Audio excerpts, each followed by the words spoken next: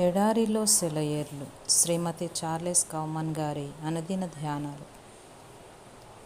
యోబు గ్రంథం 28వ అధ్యాయం 14వ వచనం. అది నాలో లేదు అనును. ఎండాకాలపు రోజుల్లో నేను అనుకున్నాను, నాకిప్పుడు సముద్ర వాతావరణం, సముద్రపు గాలి అవసరమని. అయితే సముద్ర తీరానికి వెళ్ళినప్పుడు అది నాలో లేదు అని సముద్రం అన్నట్టు అనిపించింది. దానివల్ల నేను పొందగలను అనుకున్న మేలును పొందలేకపోయాను. కొండ ప్రాంతాలకు వెళ్తే నాకు ఆరోగ్యం చేకూరుతుంది అనుకున్నాను. అక్కడికి వెళ్ళాను. తెల్లవారుజామునే లేచి ఎత్తైన కొండకు ఎదురుగా సౌందర్యాన్ని పరిశీలిస్తూ ఉండగా అది నాతో చెప్పింది, అది నాలో లేదు. నాకు తృప్తినిచ్చే గుణం దానికి లేదు. అవును, నాకు కావలసింది దేవుని ప్రేమ సముద్రాలు, నాలో ఆయన సత్యం యొక్క ఔన్నత్యాలు. అగాధం మాలో లేదు అని చెప్పింది. అది చెప్పింది ఆభరణాలతోనూ, బంగారంతోనూ, విలువగల రాళ్లతోనూ పోలికలేని జ్ఞానం గురించి. మనలోని అశాంతి ఆయన మన నిత్య స్నేహము, ప్రేమ మన పట్ల వెల్లడి చేసినప్పుడే మనలోని అశాంతి తొలగిపోతుంది. నా ప్రియుడు నిలిచిన అత్యున్నత శిఖర సీమలపై గుత్తులు గుత్తులుగా పోసిన గరిక పూల మైదానాల్లో, శ్వేత సింహాసనంపై కాంతిపుంజమై, మహిమ మస్తక విలసన్న తేజుడై, ఆసీనుడై విరాజిల్లే నిత్య పరలోకం.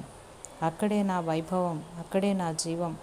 లౌకిక జీవనాన్ని మధురం చేస్తూ, జీవిస్తే మేలు, మరణిస్తే లాభం అనిపిస్తూ, క్షమా రక్షణలకు ఆయత్తమవుతూ, తన రాచటీవీతో స్వర్గాన్ని సౌందర్యపరిచి, శక్తి శౌర్యాల్లా వాత్సల్యమూర్తి అయిన దేవునికే చేరాలి నా వింత వింత విన్నపాలు. అక్కడే నా మనసు, అక్కడే నా సిరి సంపదలు. పక్షిరాజును అడవిలో ఉంచటం కష్టం.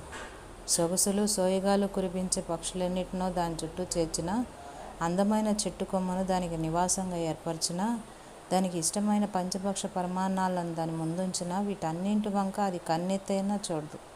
తన విశాలమైన రెక్కలు చాపి హిమాలయ శిఖరాలపై తదేకమైన దృష్టి నిలిపి, అంతరిక్షంలోకి, ఎత్తైన గండశిలల గూడుల్లోకి, నగ్న ప్రకృతిలోకి, బ్రహ్మాండమైన జలపాతాల హోరులో, గాలిపాట్లు పాడే తావుల్లోకి ఎగిరిపోతుంది. మానవ హృదయం తన రెక్కలు విప్పుకుని క్రీస్తు అనే బండ మీద వాలేదాకా ఎగిరిపోతుంది. దాని నివాసం పరలోక ప్రాకారాలే, దాని ప్రయాణం నిత్యత్వంలోకే. ప్రభువా, తరతరముల నుండి మాకు నివాసము నీవే. దేవుడే నా ఇల్లు, ఇంటికి తీసుకెళ్ళింది క్రీస్తే. చేదోడై నన్ను తన చెంతకి పిలిచాడు, చింతలు బాపి నన్ను చేరదీశాడు. తన అడుగుజాడల్లో నడిపించి తన్మయుని చేశాడు. దేవుని ఇంటిలో పవిత్రతతో, ఆనందంలో, స్తోత్రార్పణలో ఉంచాడు. పరిశుద్ధపురమా, పిల్లవాడినైనా నేను పరలోకవాసినై నీలో పవళిస్తాను. దేవుడే నా ఇల్లు. గడిచిన కాలమంతా అంతంలేని దారుల్లో అంధుడిలా నడిచాను. నాలో నేనేదో దేవులాడుకున్నాను. దరిచేర్చే దారి దొరక్క దుఃఖపడ్డాను. ఆశలు సమసి, భయాలు ఆవరించి ఏకైక మార్గం క్రీస్తులో దర్శించాను. ఆయన చేరి అక్కడే నివసించాలి. దేవుడే దయతో దీన్ని అనుగ్రహించాడు. దేవుడే నా ఇల్లు. ఇప్పుడు నాకు ఆశ్రయం. నా శోధనను ఎదిరించేది నేను కాదు, దేవుడే. బాధల్లో ఆదుకొని ఆదరించేది ఆయనే. దైనందిన అవసరాలకు దిక్కు ఆయనే. దేవుని బిడ్డను నేను, ఆయనే నా ఇల్లు. దేవా, నాలో నీవు, నీలో నేనే, నీలో తప్ప అన్నిట్లోనూ మృతుడినే.